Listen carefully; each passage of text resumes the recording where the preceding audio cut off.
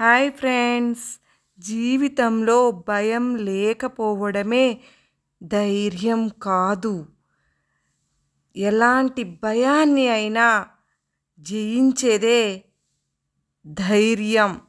ధైర్యవంతుడు ఎప్పుడు ఎటువంటి పరిస్థితులు ఎదురైనా సరే భయపడరు. అలాగే భయాన్ని ఓడించేవాడు ధైర్యవంతుడు. దేనిలో అయినా సరే గెలిచినప్పుడు పొంగిపోవడం, ఓడిపోయినప్పుడు కృంగిపోవటం వంటివి చేయకూడదు. భయాన్ని ఓడించేవాడు ధైర్యవంతుడు. లక్ష్యం కోసం అలుపెరగక, సమస్య ఉంటే నేడు కాకపోయినా రేపైనా విజయం ఖచ్చితంగా దక్కి తీరుతుంది.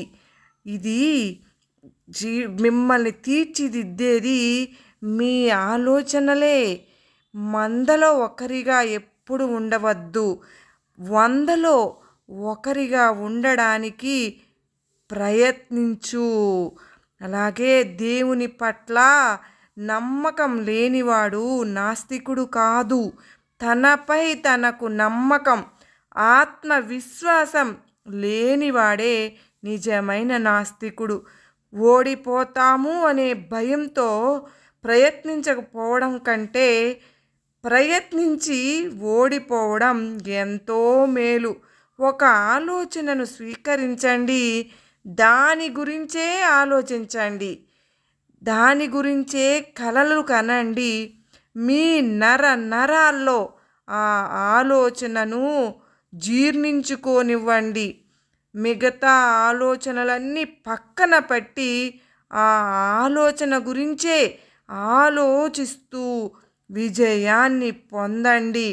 ఎందుకంటే విజయం అనేది అంతం కాదు, ఓటమి అనేది మీ చివరి మెట్టు కూడా కాదు.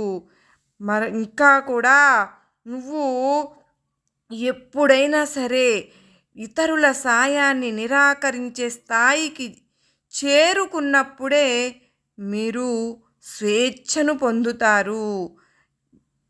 అలాగే మిమ్మల్ని బలవంతులుగా చేసే ప్రతి ఆశయాన్ని స్వీకరించండి.